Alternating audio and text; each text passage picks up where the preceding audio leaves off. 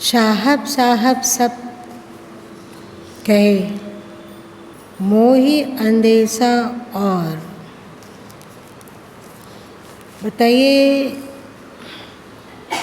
संसार में हिंदुओं में कितने प्रतिशत लोग ईश्वर को मानते होंगे?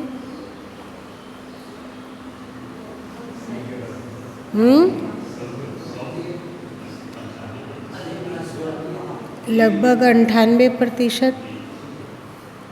जो मुस्लिम हैं उनमें से कितने प्रतिशत अल्लाह ईश्वर जो हो उसको मानते होंगे?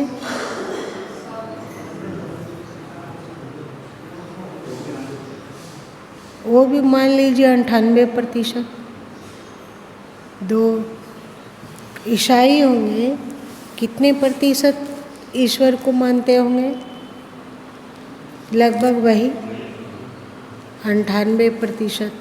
चाहे पारसी हो, यहूदी हो, सभी ईश्वर को मानते हैं और किसी न किसी तरह से सभी उनके आगे झुकते हैं। पर क्या हम लोगों को ईश्वर से परिचय है?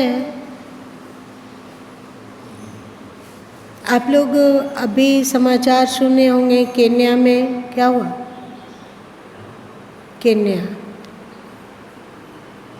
केन्या में पादरी ने कहा कि यदि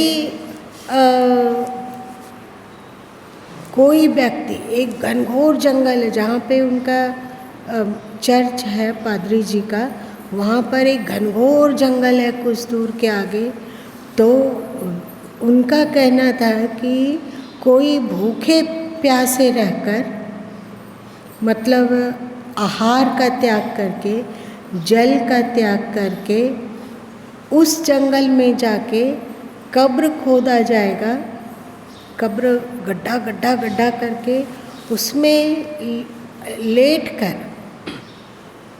और मिट्टी से ढक दिया जाए। इस स्थिति में रहने पर वे सीधे स्वर्ग चले जाएंगे और वहाँ ईसा मसीह से मिलेंगे, मसीहा से मिलेंगे। ईसा मसीह से मिल लेने पर फिर वे लौट के आ जाएंगे अपने शरीर में और जिंदा हो जाएंगे।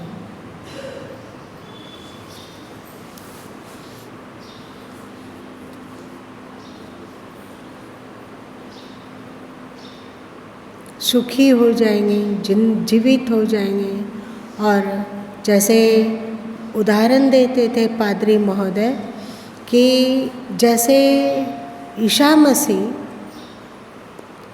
को सूली की सजा हुई जिसमें उनके प्राण पखेरु उड़ गए और उन्हें दफन कर दिया गया कब्र में। 3 दिन के बाद वे पुनः जीवित होकर उठ के खड़े हो गए, बोला जाता है ना। और बहुत लोगों को उन्होंने दर्शन दिया। तो उसी तरह भूखे प्यासे कब्र में दफन हो जाते हो तो 3 दिन तक मसीह के पास रहोगे, ईसा के पास, उनका दर्शन और उनका संदेश सुनोगे, उन्हें अपनी आँखों से देख सकोगे। 3 दिन के बाद फिर उनका दर्शन होते के साथ ही आप फिर से जीवित हो जाओगे, जैसे कि ईसा मसीह जीवित हो गए थे। और अभी तक 9800 मिल चुका है, 98 लाश मिल चुका है। 2 बच्चे गुम थे कि कहाँ चले गए, कहाँ चले। खोजबीन में पुलिस लोग को पता चला कि ऐसा हो रहा है। वहाँ जाके जब खुदाई करने लगे तो बिल्कुल चकित हो गए। श्मशान क्या, कब्रिस्तान से भी गया गुजरा वो जंगल हो चुका था, थोड़ी थोड़ी दूर पे, थोड़ी थोड़ी, और उसमें बच्चों की संख्या बहुत अधिक है। 98 अभी तक लाश मिल चुका है और मिलने की संभावना है। बताओ, वे साहब साहब कह रहे हैं, लेकिन क्या उन्हें साहब से परिचय है? जो चाहे वो पादरी हो, चाहे पादरी की बातों में आकर अपना प्राण दे देने वाले भक्तगणों,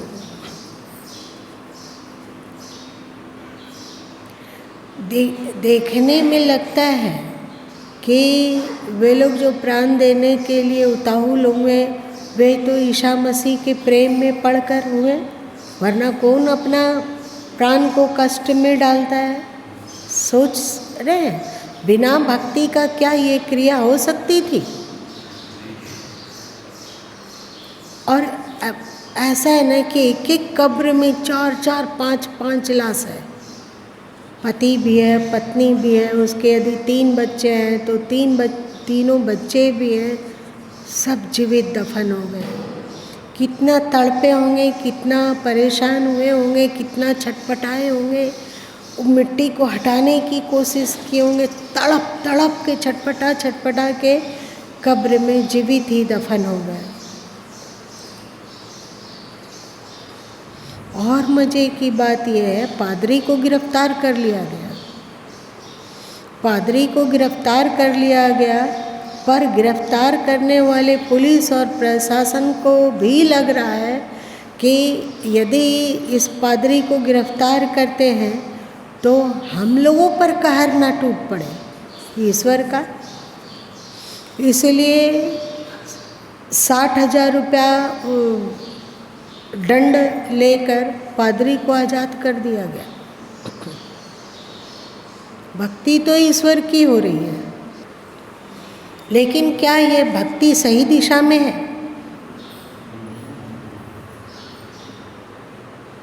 भक्ति सही दिशा में नहीं है, भटकी हुई भक्ति है।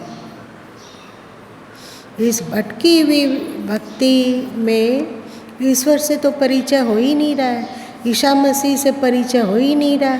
यदि अगर थोड़ा सा ज्ञान होता, बुद्धि होती, विवेक होता, तो वे कहते ना कि ईसा मसीह के नाम पर हम लोग रिस्क लेने जा रहे हैं, पहले ईसा मसीह का वचन ढूंढते हैं कि उन्होंने ऐसा कहा है या नहीं कहा है। हो सकता था ना कि उन्होंने ऐसा कहा या नहीं कहा, तो इस बेवकूफ़ी में नहीं जाते। ईश्वर के नाम पर अथवा ईसा मसीह के नाम पर वे अपने आप को कुर्बान कर दिए, लेकिन धरती से भी गए और ईश्वर से परिचय ही नहीं है। तो फिर ऐसा थोड़ी है कि ईश्वर उसके लिए अपनी बाँह फैला के उसको गले से लगा लेगा, ऐसा तो हो नहीं सकता है। ईश्वर से परिचय नहीं है, ईसाई को भी ईश्वर से परिचय नहीं है, ईसा से परिचय नहीं है। अब इस्लाम को ले लीजिए,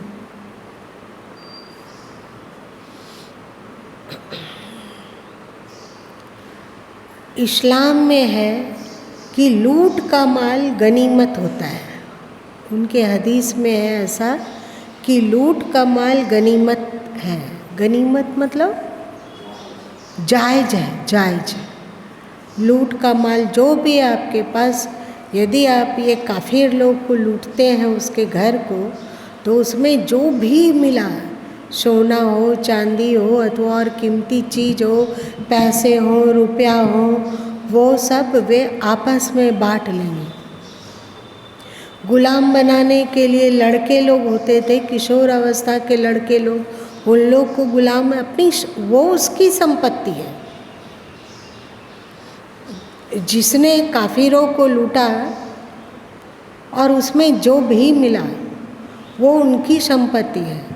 जितने ईमान वाले लोग मिल के लूटे हैं वे सब आपस में उसको बांट लेंगे। तो धन तो बांटे ही, जो था संपदा जिसको कहते हैं उसको तो बांटे ही, साथ साथ छोटे छोटे लड़के लोग जो कि 15 साल के हों, 14 साल के हों, 12 साल के हों, 20 साल के हों, 22-24 साल के हों, उनको भी आपस में बांट लेते थे। उस समय अरब इत्यादि में गुलाम बेचने का प्रचलन बहुत था और गुलाम लोगों को बेचने का बाजार लगा करता था। आप लोग पढ़े हो, कोई पढ़े या नहीं पढ़े?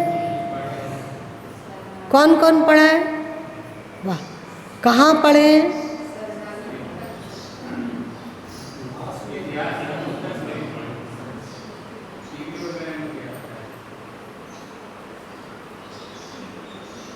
चलो,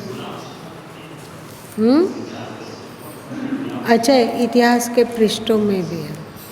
उन गुलामों को एक मुर्गी और बत्तख की तरह बेच दिया गया और वो जिंदगी भर गुलाम बना रहेगा, मरते दम तक वो गुलाम ही रहेगा।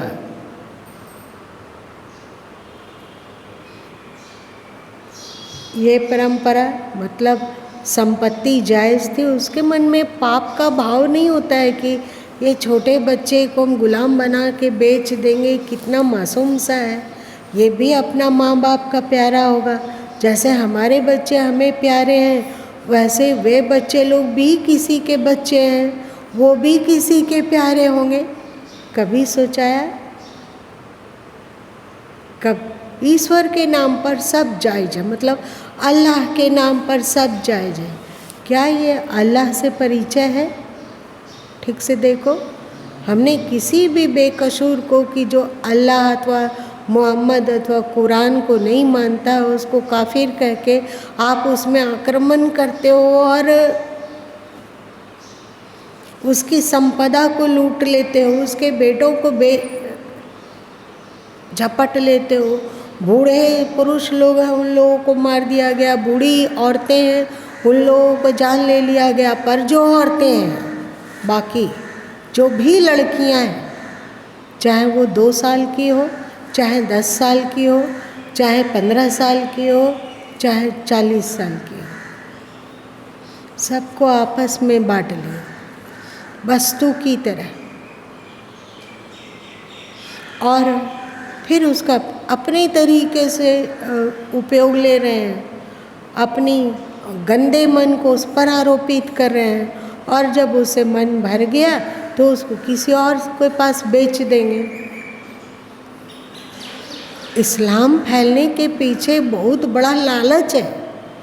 गरीब गरीब लोग सब हम भी इस्लाम, क्योंकि जब हम लोग जिहाद करने जाएंगे तो जिहाद में बहुत सारा धन मिलेगा, बहुत सारी औरतें मिलेगी, बहुत सारे गुलाम लड़के मिलेंगे, माला माल। गरीबी और दरिद्रता को दूर करने का इससे अच्छा फार्मूला कौन सा होगा, बताइए? अपने भोगी जीवन को भोग में झोंक देने के लिए इससे बेहतर कोई उपाय हो सकता है? इस्लाम खूब फैला, और यदि कोई ऐसी पकड़ी गई तो धर्म के नाम पे, अल्लाह के नाम पे उसके साथ इतने दुराचार किया गया, इतना ज़्यादा दुराचार किया गया, और फिर वो कहाँ चली गई, कहाँ उसका लाश हो गया पता नहीं।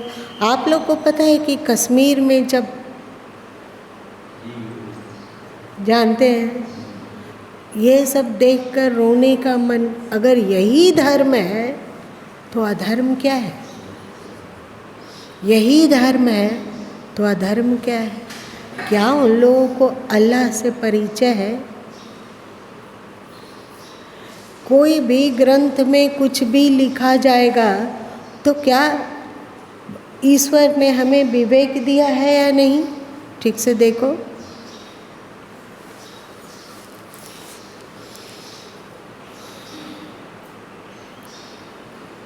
ये सब लालच, जैसे उन 98 लाश जो मिला, उनको लालच था ईसा मसीह से मिलने का कि वे स्वर्ग जाएंगे और ईसा मसीह से मिलेंगे, और ये सब लालच भड़का के कि वहाँ 72 हूरें मिलेगी, जन्नत जाओगे तो 72 हूरें मिलेगी, और गिल्लट मिलेंगे, मतलब छोटे छोटे लड़के मिलेंगे जो तुम्हारे सभी सेवा करेंगे।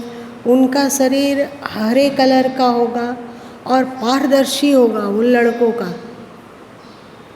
उसके भीतर में मलमूत्र नहीं होगा, उसके भीतर में नाड़ी और नब्ज नहीं होगा। अद्भुत ऐसे चेहरे कि उसे देखो तो देखते ही रह जाओगे।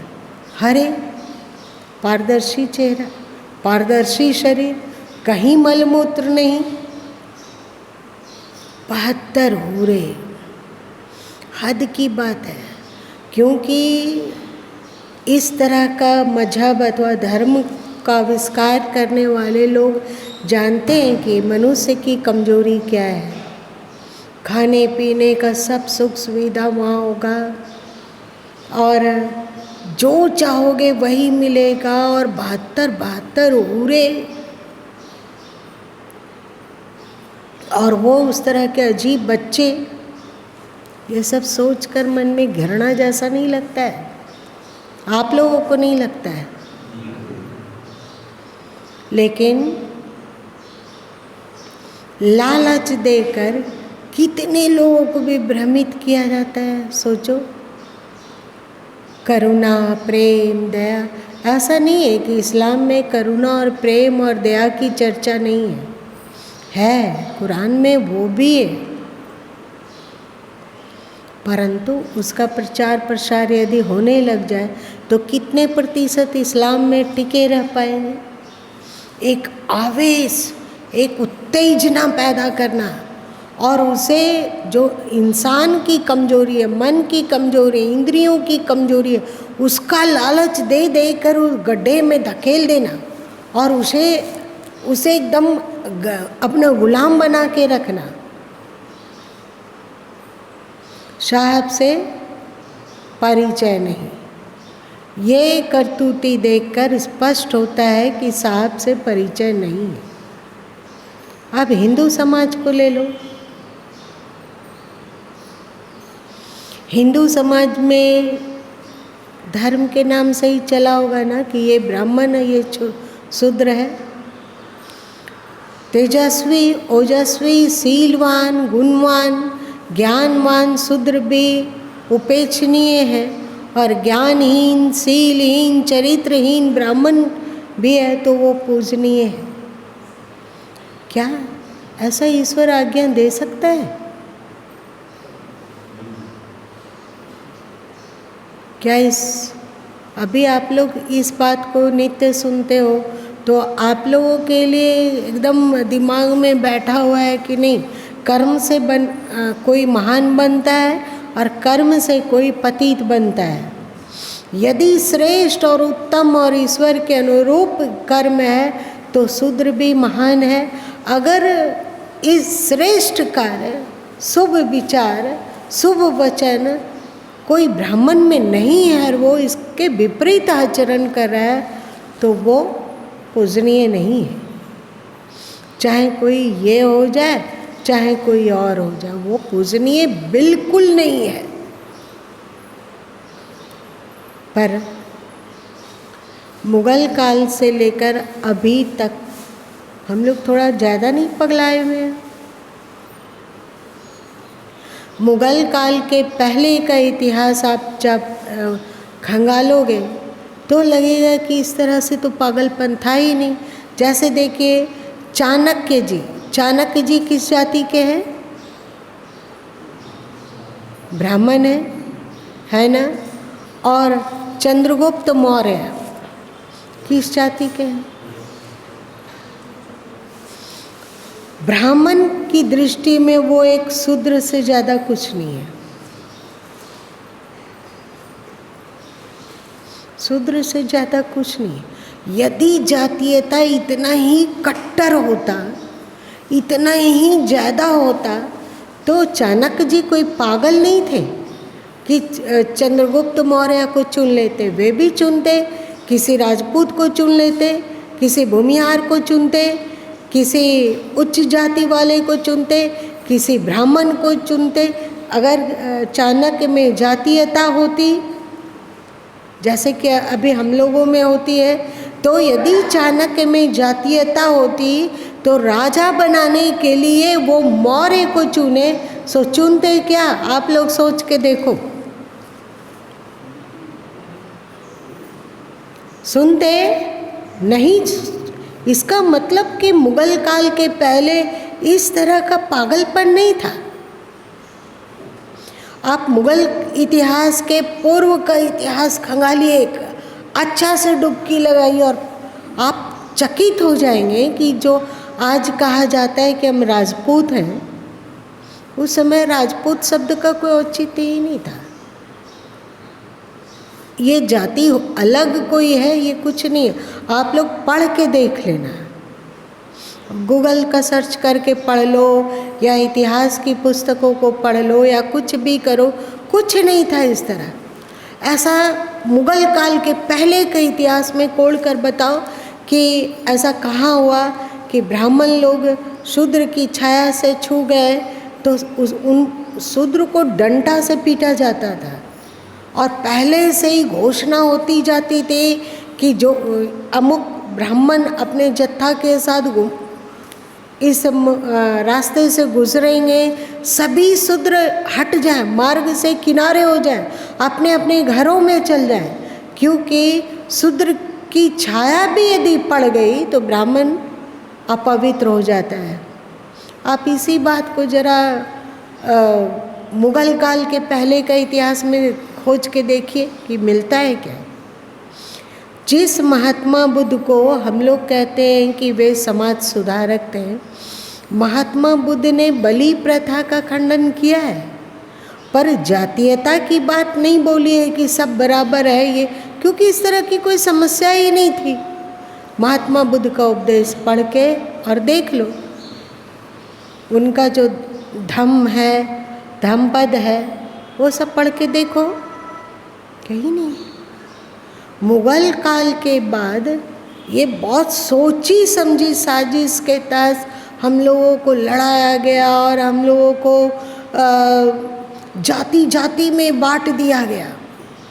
दिमाग में ये बात भर दिया गया कि हम नीच, हम ऊंच, हम इस जाति के, हम उस जाति के, ये स्त्री है, ये शूद्र है, ये उपेक्षणीय है। स्त्री ओंकार का उच्चारण नहीं कर सकती है, स्त्री ओम का उच्चारण नहीं कर सकती है, स्त्री वेद नहीं पढ़ सकती है, स्त्री शंख नहीं बजा सकती है। आप इस बात को इतना मज़े से हम लोग मान के उसको ढो रहे हैं ना। सदा के लिए स्त्री में हीन भावना भर दिया गया कि वो अपवित्र है, वो कमज़ोर है, वो वेदों को नहीं पढ़ सकती है, वो यज्ञ हवन नहीं करवा सकती है, वो पुरोहित नहीं बन सकती है, वो संन्यास नहीं ले सकती है, वो शंख नहीं बजा सकती है, वो जनेऊ नहीं पहन सकती है, वो ओम का उच्चारण नहीं कर सकती है।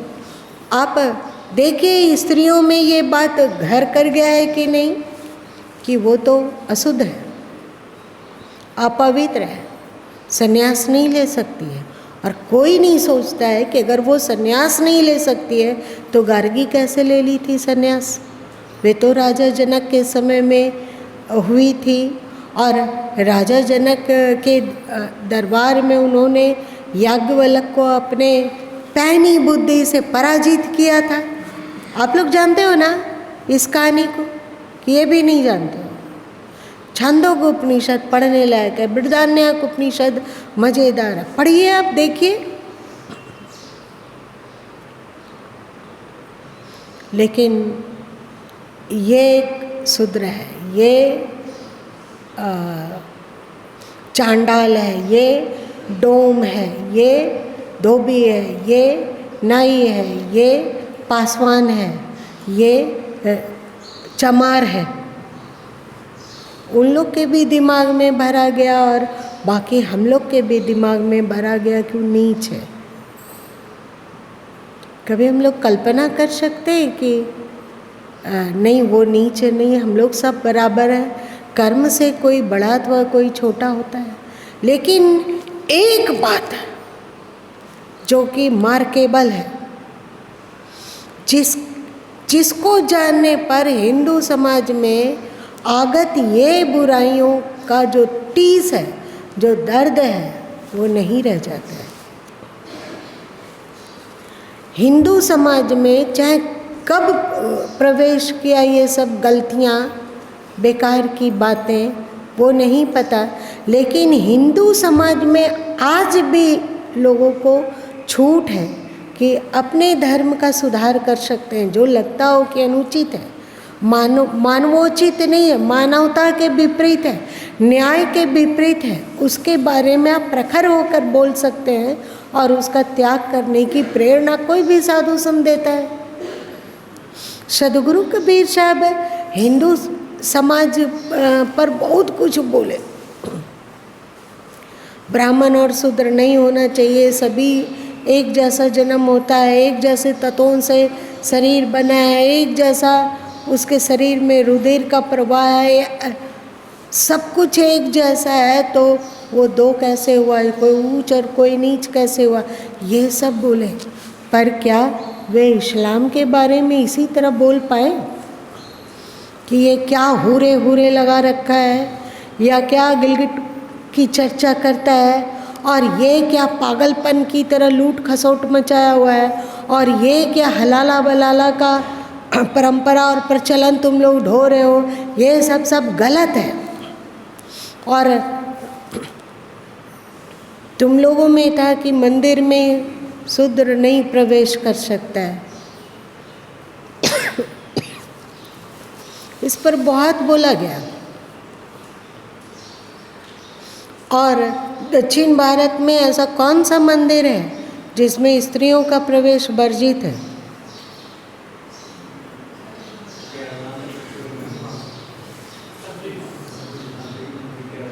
कुछ ऐसा ही वहाँ तो उसके लिए आवाज़ कौन उठाई? सबसे पहले मुस्लिम एक लड़की। वहाँ तो उसको मज़े से एक शुरू कर दे, क्या एक हवा बना दी, और उसके साथ बहुत सारी हिंदू औरतें भी जुट गई। वो इस परंपरा में हिंदू में ये गलती है, वो तो उसको दिखा। ये क्यों नहीं वो देख पाई कि मस्जिदों में स्त्रियां, मुस्लिम स्त्रियां नमाज करने क्यों नहीं जा सकती है? इसके लिए आवाज़ उठाई क्या? और ये क्या मतलब हुआ कि पुरुष जब चाहे तलाक तलाक तलाक कर दे, और उसके बाद यदि उसको ग्लानि हो जाए पश्चाताप के कारण, तो फिर स्त्री किसी और पुरुष से विवाह करेगी और उसके साथ 3 रात गुजारेगी। उसको वो लोग कहते हैं पवित्र हलाला।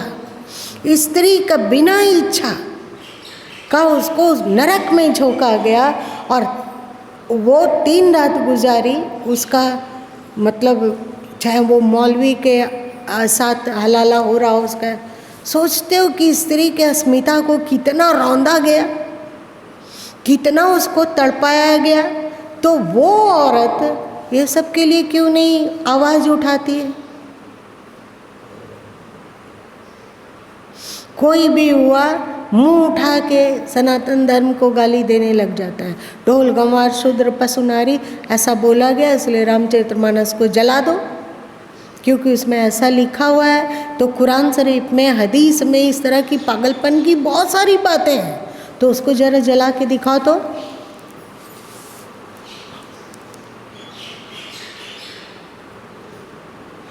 क्या कहते हो?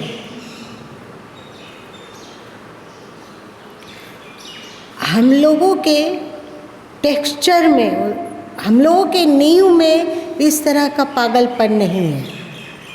जैसे आप वेद को पढ़ लीजिए, वेदों में इस तरह का पागलपन कुछ भी नहीं है। वेद के एक मंत्र में आता है, जिसे कि जाति का सच पुस्तक में अभी डाला गया है, कि एक ही परिवार में यदि उसके 5 बच्चे हैं, एक ही घर में रह रहे हैं, एक ही रसोई में खाना खा रहे हैं, एक ही साथ सो बैठ रहे हैं, एक लड़का उसका ब्राह्मण का कार्य कर रहा है, एक लड़का उसका क्षत्रिय है जो घर और परिवार और समाज की सुरक्षा में सुदृढ़ है, एक बच्चा व्यापार के काम को पसंद किया, एक बच्चा कारीगरी और शिल्प को पसंद किया। चारों के चारों एक ही परिवार में हैं, और ये सब आपस में भाई हैं, और वहाँ वे घुल मिल कर रह रहे हैं। वहाँ ऐसा नहीं है कि ये शूद्र का कार्य चुना है तो अब वो अछूत हो गया, किनारे करो, दूर हटो। अब उसकी औरत का बनाया हुआ खाना नहीं खा सकते हैं, क्योंकि उसकी औरत का बनाया हुआ खाना खाएंगे तो सब अशुद्ध हो जाएंगे। आपके वेदों में ये बात नहीं है तो क्या उपनिषदों में है? तो क्या गीता में है? अथवा हिंदू समाज के 6 दर्शन हैं, आप लोग जानते हो कौन कौन सा? सांख्य, बोलिए, जितना याद है बोलिए।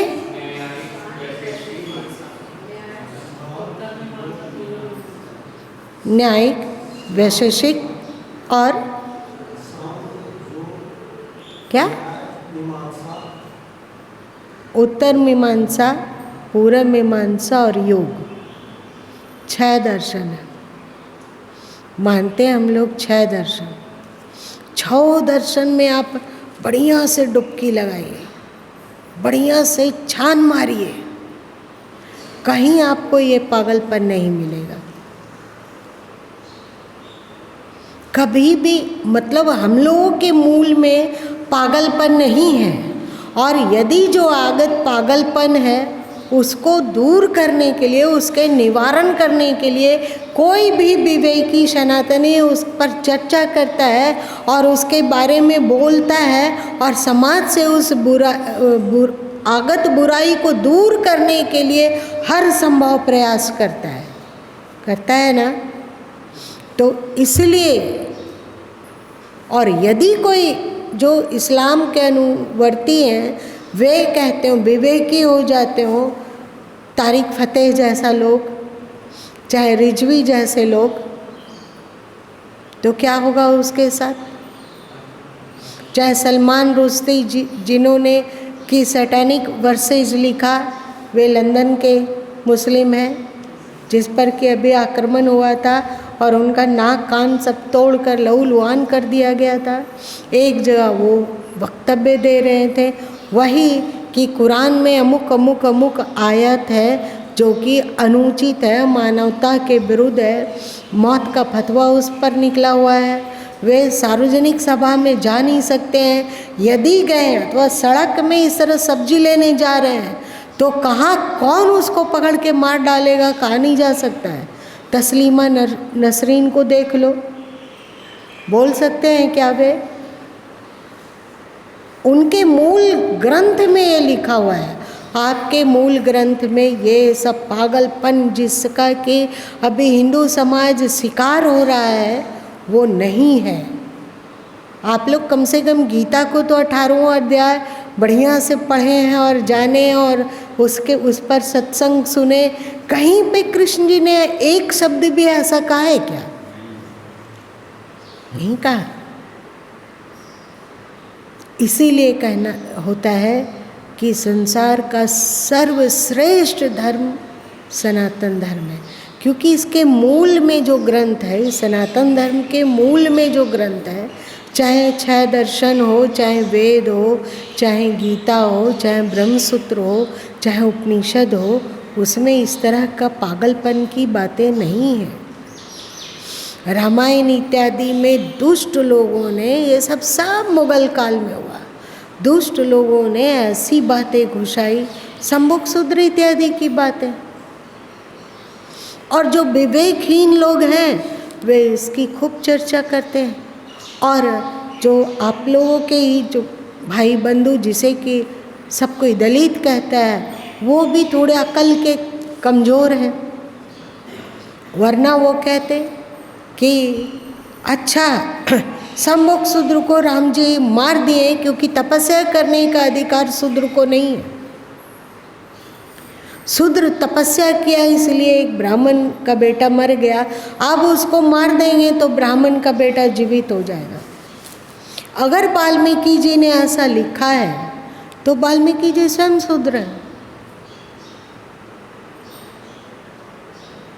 और वे तो ऐसा तप करते हैं कि उनका पूरे शरीर में दीमक लग जाता है।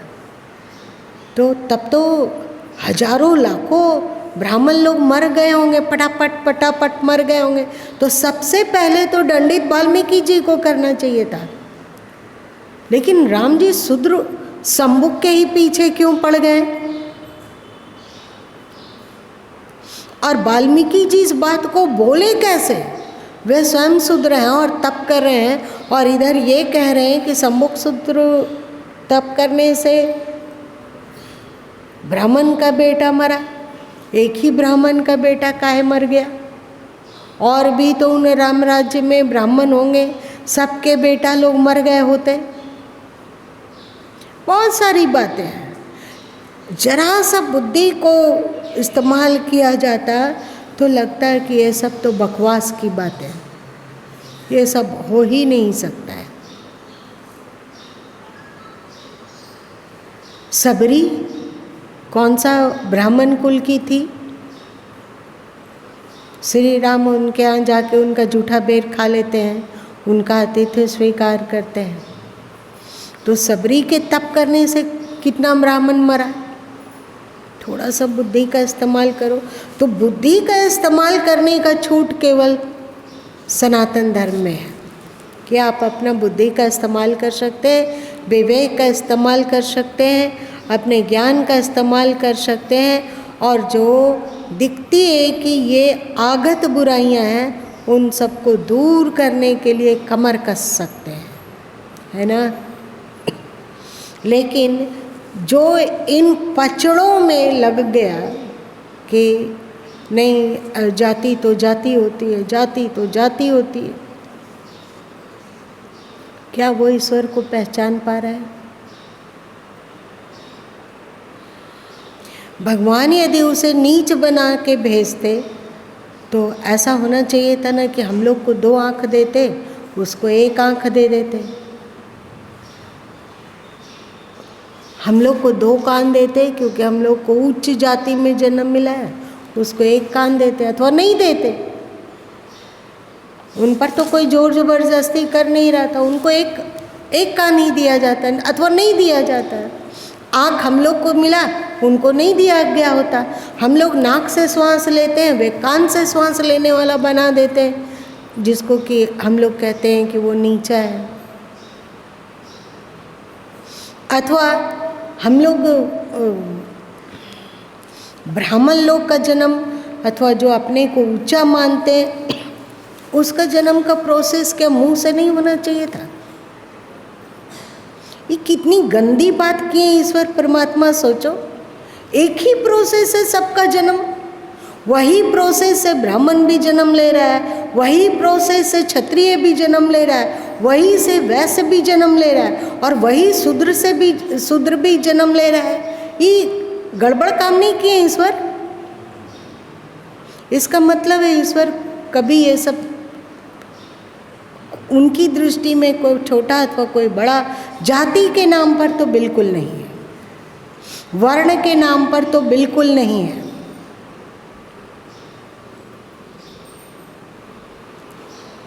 कितना अच्छा होता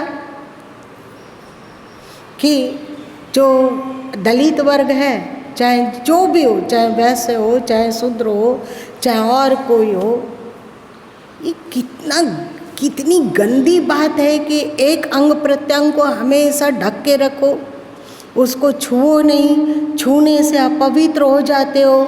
तो अच्छा नहीं होता कि ब्राह्मण क्षत्रिय मलमूत्र त्याग ही नहीं करते। इतना गंदा काम, ये इतने उच्च जाति हो, वो भी ईश्वर ने बनाया, तो कुछ तो अंतर करना चाहिए था ना उन्हें। नहीं किया। ये सब हम लोग डंके की चोट से कह पाते हैं। क्यों कह पाते हैं? क्योंकि हम लोग सनातनी हैं।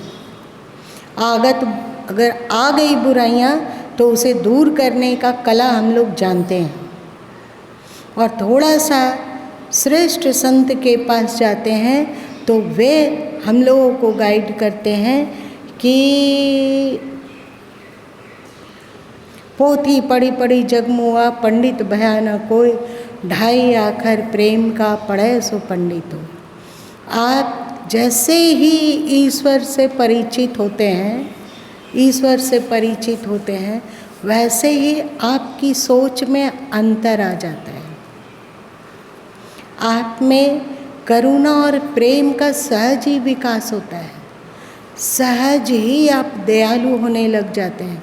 जो जो श्री कृष्ण ने 16वें अध्याय में कहा, 12वें अध्याय में कहा, 13वें अध्याय में कहा, 15वें अध्याय में कहा, दूसरे अध्याय में कहा, तीसरे, चौथे, 5वें अध्याय में कहा, वो सब क्वालिटी विकसित होने लग जाती है। और हम लोग जानते हैं कि मात्र कर्म कांड से ईश्वर को नहीं जाना जा सकता है। एक व्यक्ति मंदिर में जाकर वर्षों वर्ष पूरी जिंदगी लगा दे पूजा करना और सेवा करना, परंतु वो वेदांत के ज्ञान को कभी भी प्राप्त नहीं कर सकता है, चाहे गीता के ज्ञान को प्राप्त नहीं कर सकता है। कर्म कांड करते हुए भी उसमें क्वालिटी विकसित हो जाए ये आवश्यक नहीं है या नहीं? नहीं है। यदि मंदिर में जाने से और पूजा करने से क्वालिटी विकसित हो जाती तो जो वहाँ के पुजारी हैं क्या उनका अंतस प्रेम से नहीं भर जाता? वे तो दोनों टाइम पूजा कर रहे हैं ना, तो उनके दिल में किसी के प्रति नफरत, किसी के प्रति घृणा, किसी के प्रति दुराव और स्वयं के प्रति घमंड, ऐसा हो सकता है क्या? एक बार सोचो तुम लोग, हो सकता है क्या? उनको तो घमंड है, अपने पुजारी होने का घमंड है, उनको अपनी जाति का घमंड है, उनके मन में किसी के प्रति नफरत और किसी के प्रति मोह है, मतलब उनमें क्वालिटी विकसित नहीं हो रही है ना? वे ईश्वर को पहचान नहीं पा रहे हैं। यदि ईश्वर को पुजारी पहचान ले तो उनके अंतस में प्रेम और करुणा का दरिया उमड़ पड़ेगा, तो उसमें सहज ही समता आएगी, जिसे श्री कृष्ण ने कहा समत्वम योग उच्यते। समझ में आ रही है बात? ईश्वर से यदि परिचय हो जाए, चाहे कोई भी हो, यदि कोई इस्लाम अनुवर्ती का अल्लाह से परिचय हो जाए ठीक से, तो उसके जीवन की क्वालिटी में आश्चर्यजनक सुधार आएगा। कोई ईसाई यदि ईश्वर से परिचित हो जाए तो उसके जीवन और उसके मन की क्वालिटी में आश्चर्यजनक सुधार आएगा। और जब तक उसके मन और जीवन में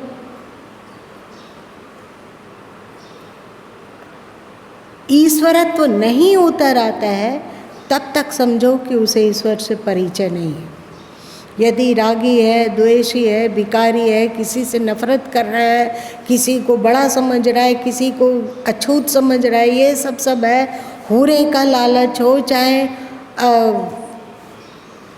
खजूर का लालच हो, चाहे और कोई ये गनीमत के धन का लालच हो, ये सब खत्म हो जाएगा। इसलिए सदगुरु कबीर साहब को कहना पड़ा कि साहब साहब सब कहे, मोहि अंदेशा और साहब से परिचय नहीं, बैठोगे की ठौर।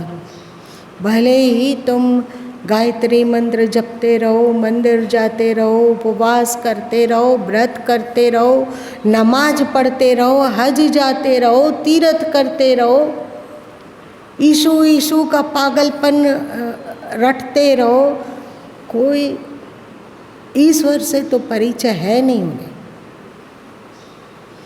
ये एक पागलपन ईसाई कहते हैं, प्रचार करते हैं कि जो ईशा के शरण में आता है उसके पाप क्षमा कर दिए जाते हैं, क्योंकि उसके पापों को ईशा मसीह अपने ऊपर लेकर सूली पर टंग चुके हैं।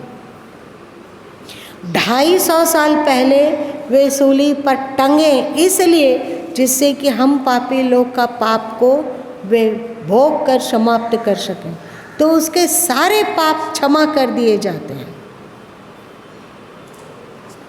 सही या गलत? थोड़ा विवेक से काम लो। नित्य प्रतिदिन आदमी है, वो पाप करने का कारखाना खोल रखा है अपने जीवन में, और वहाँ ईसा मसीह टंगते जा रहे हैं। और चाहे वो कैसा भी हो, पापी हो, पुण्यात्मा हो, ईश्वर को जाने या ना जाने, स्वर्ग जाएगा। ये सब बात नहीं होता है। ईश्वर से परिचय होने पर आपके जीवन की क्वालिटी में अनिवार्यतः सुधार आएगी। ये डंके की चोट से कहा जा सकता है। तो जब तक आपको ईश्वर से परिचय नहीं है, तब तक ना आप अपना जीवन में का काया पलट कर पा रहे हैं, ना ही आपकी सदगति होने वाली है, ना ही भगवान आपके स्वागत में खड़ा रहने वाले हैं। बैठोगे कि ठौर?